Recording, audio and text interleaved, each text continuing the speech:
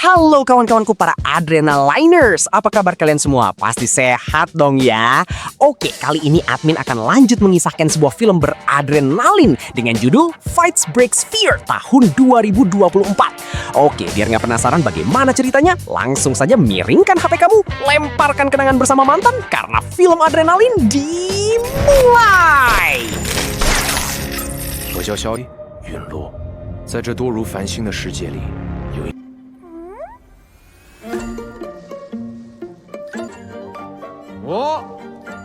Nah, ceritanya nih, Xiaoyan, Muli, sama Qinglin lagi nyapa para warga. Soalnya sekarang mereka udah terkenal banget, kayak artis dadakan. Semua itu gara-gara Xiaoyan berhasil nyatuin lagi sekte manusia sama sekte ular. Abis itu, Xiaoyan nemuin Yulau buat diawasin pas minum cairan kristal ungu. Yulau langsung ngingetin kalau kristal ungu itu tinggal 2 botol lagi, jadi harus hati-hati banget. Tapi apesnya, pas baru mau diminum, ular putih Cailin malah langsung kabur sambil bawa cairannya. Xiaoyan pun buru-buru ngejar.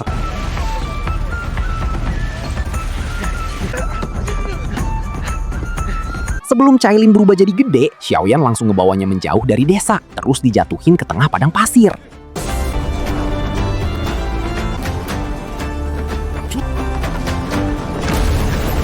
Siapa sangka, Xiaoyan malah dikerjain balik sama Cailin. Sampai akhirnya dia nekat ngeluarin jurus lotus api amarah Buddha yang ternyata masih belum sempurna dan malah bikin dirinya jatuh.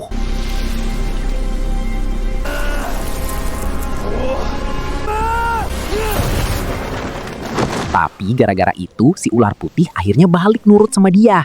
Muli sama Qinglin juga langsung datang buat nolongin Xiaoyan. Namun tanpa mereka sadari, dari kejauhan ada seorang pria tua bernama Bodong yang diam-diam lagi ngintai mereka. Di malam harinya, Xiaoyan lagi ngobrol bareng dua kakaknya, Xiaoli sama Xiaoding. Seperti biasa, kedua kakaknya terus nyuruh dia buat pulang ke rumah. Tapi Xiaoyan tetap keras kepala dan udah bulat buat balas dendam ke pembunuh ibunya. Dia bahkan ngaku kalau selama ini nggak pernah bisa tidur nyenyak karena terus dihantui rasa bersalah di dalam dirinya. Makanya Xiaoyan bersumpah nggak bakal pulang sebelum nemuin siapa dalang di balik kematian ibunya. Dengar ucapan itu, kedua kakaknya jelas jadi ikut sedih dan gak tega. Akhirnya, Xiaodi ngasih perisai miliknya buat bekal perjalanan Xiaoyan. Sementara Xiaoli, karena gak punya barang berharga buat dikasih, dia cuma bisa ngasih uang saku buat adiknya.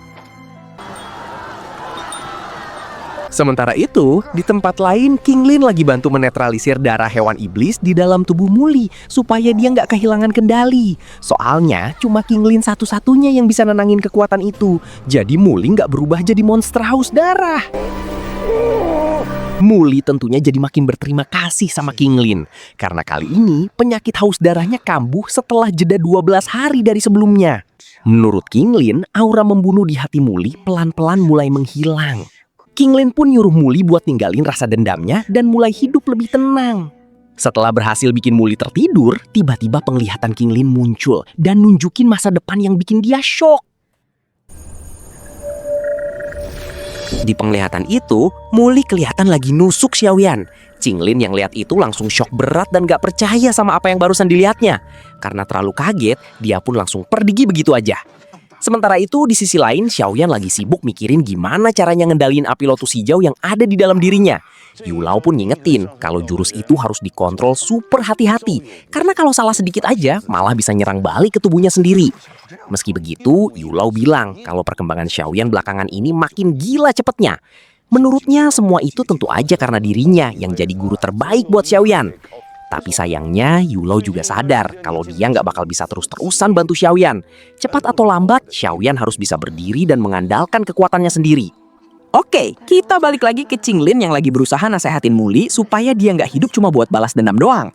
Qinglin pengen Muli balik jadi Laobu, nama asli dirinya yang punya arti seseorang dengan jiwa penolong. Dengan ucapan itu, Muli akhirnya luluh juga. Dia pun janji ke Qinglin kalau di depan dirinya, dia bakal tetap jadi Laobu yang dulu. Nggak lama kemudian, air pemandian milik Xiaoyan tiba-tiba langsung membeku. Yao Lao pun sadar kalau ada seseorang yang lagi nyerang Xiaoyan dari kejauhan menggunakan energi juang. Lawannya membekukan benang sutra lalu mengendalikan air di bak mandi buat menyerang Xiaoyan. Ternyata musuh Xiaoyan adalah pengguna energi juang elemen air. Karena api sama air itu saling bertolak belakang, Xiaoyan akhirnya harus memakai api lotus biru buat melacak benang sutra tersebut. Nantinya, api itu bakal otomatis nunjukin lokasi si musuh yang lagi ngumpet.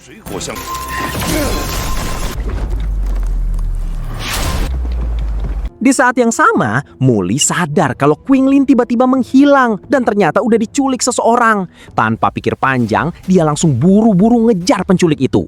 Sementara itu, Xiaoyan akhirnya berhasil nemuin lokasi sang musuh. Dia pun langsung nyiapin jurus buat menggabungkan api aneh miliknya. Tapi sayangnya, jurus itu masih terlalu berat buat kekuatan Xiaoyan sekarang. Bukannya berhasil nyerang, dia malah terpental sendiri gara-gara ledakan dari jurus yang belum sempurna itu. 爱上强烈的情绪，仇恨2。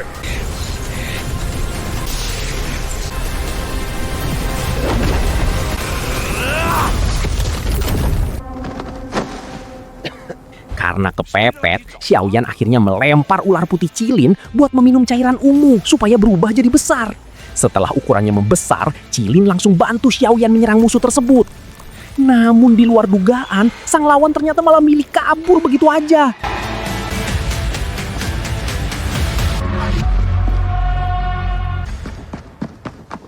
Nggak butuh waktu lama, Muli akhirnya berhasil menghadang si penculik. Tapi sayangnya, kekuatan yang dia punya masih belum cukup buat ngelawan orang itu.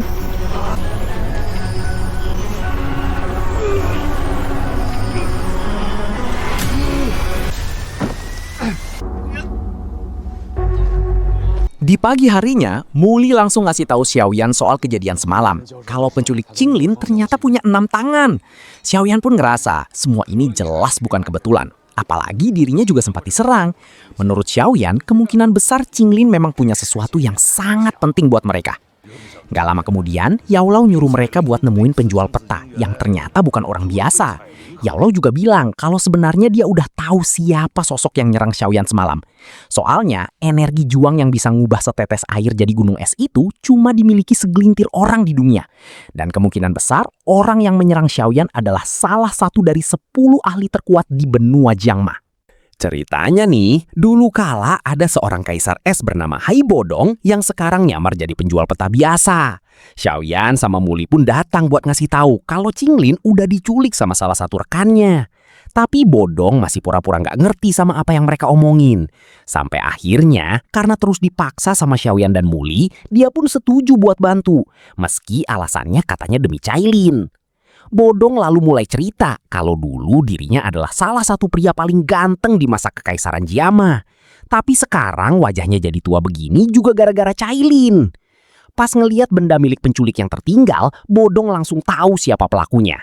Dan ternyata penculik Qinglin sekarang berada di kota Cayan. Sementara itu, di waktu yang sama, ada seorang pria bernama Mo Cheng, salah satu penanggung jawab luar dari sekte Yunlan, dengan kekuatan energi juang roh bintang 5. Diam-diam, dia lagi menjalankan aksi liciknya dibantu oleh asisten wanitanya. Mo Cheng ngasih secangkir teh ke targetnya. Teh yang bisa bikin rasa sakit hilang total. Tapi setelah targetnya lengah, dia malah diam-diam motong pergelangan tangan orang tersebut.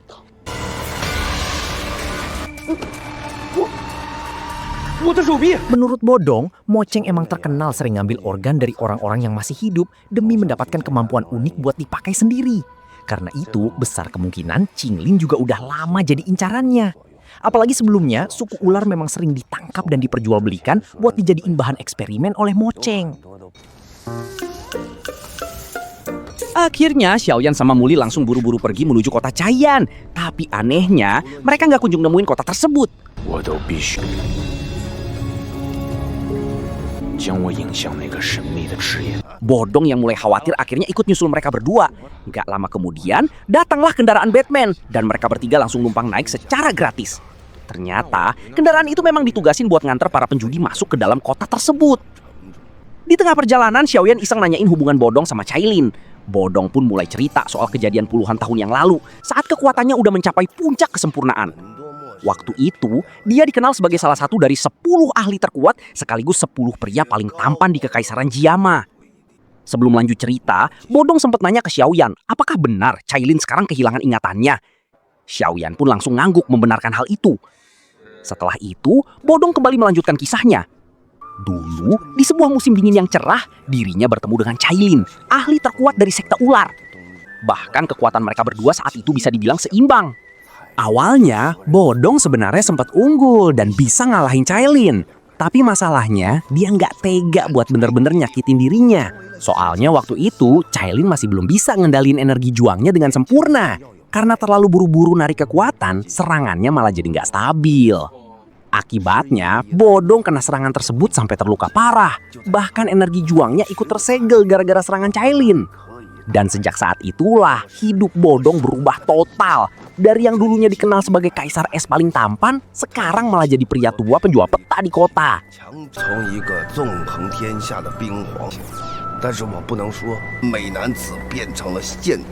Gak lama kemudian, mereka akhirnya sampai di kota Caiyan, kota judi nomor 1 di dunia. Sesampainya di sana, mereka sempat jalan-jalan buat ngeliat keadaan kota itu.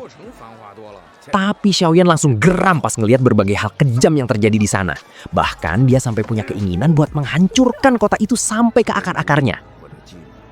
Bodong pun mulai ngenalin sedikit tentang kota Caiyan ke Xiaoyan. Ternyata seluruh kota itu berpusat pada kasino milik Moceng. Tempat itu jadi sarang berkumpulnya berbagai macam penjahat, pembunuh, penjudi, penguasa gelap, sampai gadis kupu-kupu dalam satu tempat. Makanya kota Caiyan dikenal sebagai surganya para penjahat.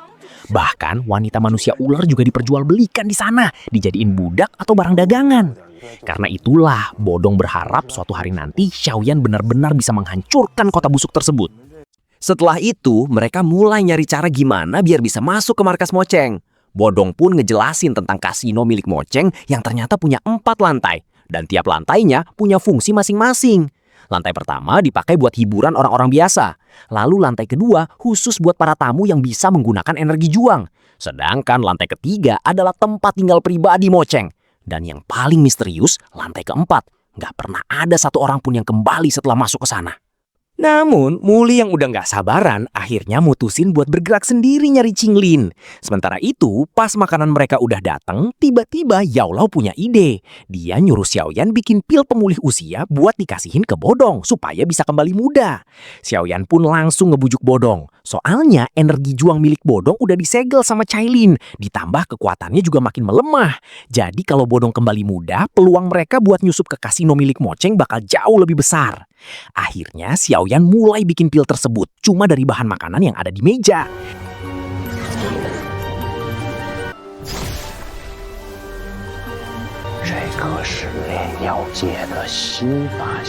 Di saat yang sama, Muli juga udah mulai nyusup ke dalam kasino dengan nyamar jadi salah satu penjaga.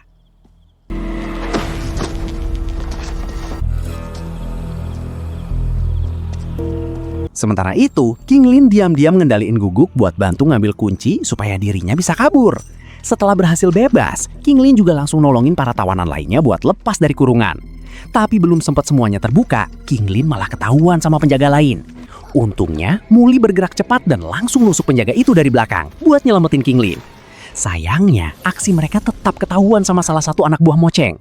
Akhirnya, Muli pun dibawa buat ketemu langsung dengan Moceng. Dan ternyata ada fakta mengejutkan. Dulu, Moceng adalah anak buah Yunsan yang pernah membantu menyelamatkan Muli. Bahkan, dialah orang yang dulu memberikan tangan baru untuk Muli. Pas Qinglin dibawa kembali, Moceng dengan santainya bilang kalau dia bakal ngembaliin Qinglin setelah dirinya mengambil mata milik gadis itu. Habis ngomong begitu, Muli langsung dilempar keluar begitu aja. Setelah itu, Muli yang udah frustasi mulai nekat melukai dirinya sendiri buat mancing Yunsan keluar. Dan bener aja, nggak butuh waktu lama sampai Yunsan akhirnya muncul memperlihatkan dirinya. Di situ, Muli langsung minta tolong supaya Yunsan mau nyelamatin Qinglin. Tapi sayangnya, Yunsan bilang kalau dirinya nggak bisa ikut campur di luar janji yang sudah dibuat sebelumnya.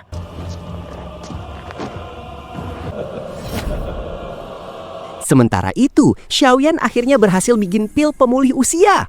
Karena efek pil itu terlalu kuat, Xiaoyan langsung ngingetin Bodong buat makan setengah butir aja.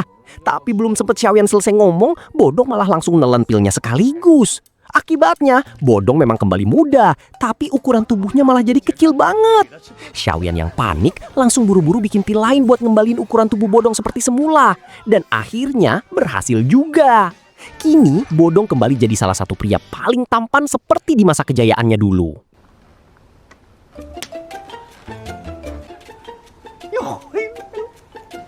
Di saat yang sama, Muli akhirnya balik dan langsung kaget ngelihat penampilan Bodong yang sekarang jadi muda lagi.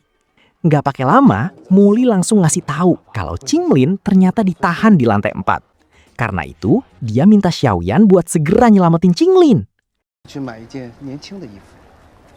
Beberapa saat kemudian, Xiaoyan sama Bodong pun mulai nyamar dan masuk ke kasino buat menjalankan rencana mereka. Langkah pertama yang harus mereka lakukan adalah menang judi. Soalnya, di ulang tahun Mo Cheng kali ini, semua orang kaya dalam radius 1000 mil datang berkumpul di sana. Dan supaya bisa naik ke lantai 3, mereka harus menang sampai mendapatkan 30 juta. Taruhan pertama dan kedua akhirnya berhasil mereka menangkan. Setelah itu, mereka lanjut ke arena balap kendaraan Batman. Di sana, mereka milih kelelawar buat dijadiin taruhan. Setiap petaruh harus menggunakan energi juang buat ngendaliin kendaraannya selama balapan berlangsung. Dan gak disangka-sangka, Xiaoyan sama Bodong lah yang akhirnya keluar sebagai pemenang.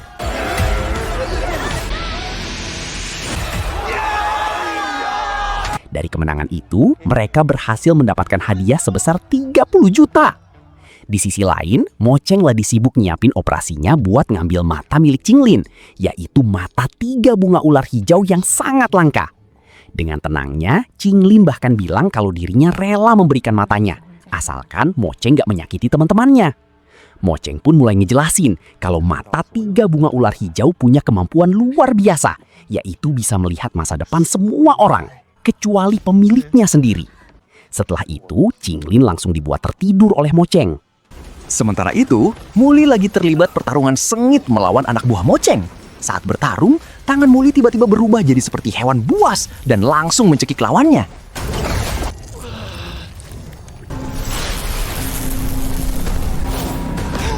Dari situ, terlihat jelas kalau darah hawan iblis di dalam tubuh Muli ternyata masih ada. Gak lama kemudian, Xiaoyan, Muli, dan Bodong akhirnya berhasil naik ke lantai 3.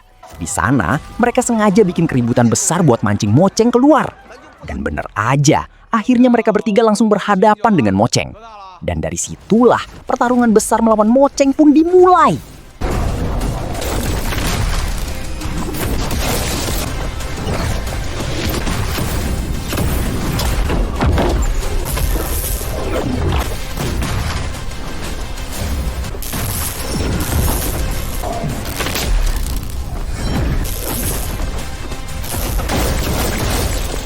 Tapi sayangnya, kekuatan mereka bertiga masih belum cukup buat ngalahin Mo Cheng. Akhirnya, Mo Cheng pun dengan mudah membawa mereka ke lantai 4, tempat operasi mengerikan itu berlangsung.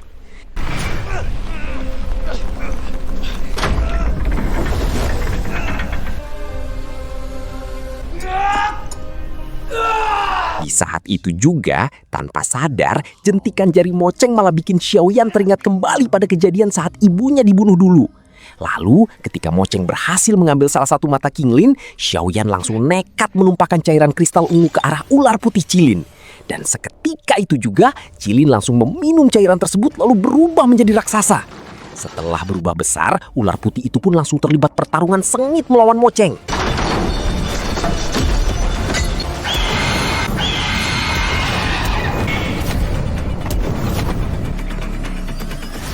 Namun lagi-lagi, kekuatan Mo Cheng benar-benar terlalu overpower. Bahkan ular putih Cailin pun dibuat nggak berdaya sampai akhirnya berubah kembali ke wujud manusianya.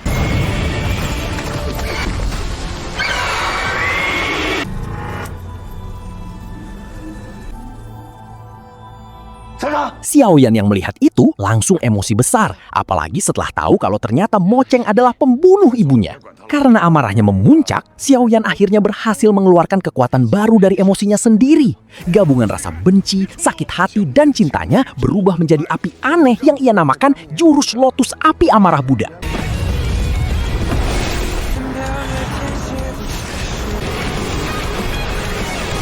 Setelah itu, Xiaoyan dan Mo Cheng langsung bentrok habis-habisan dengan kekuatan penuh mereka. Hingga akhirnya Xiaoyan berhasil mengalahkan Mo Cheng sekaligus menghancurkan kasino miliknya sampai runtuh.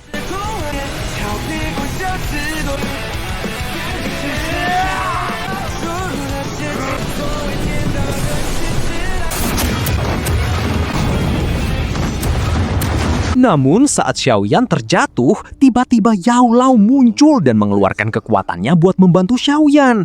Yao Lao lalu bilang kalau dirinya nggak mungkin bisa terus-terusan nolongin Xiaoyan selamanya. Cepat atau lambat, Xiaoyan harus belajar berdiri sendiri dan mengandalkan kekuatannya sendiri. Setelah mengatakan hal itu, bayangan Yao Lao pun perlahan menghilang.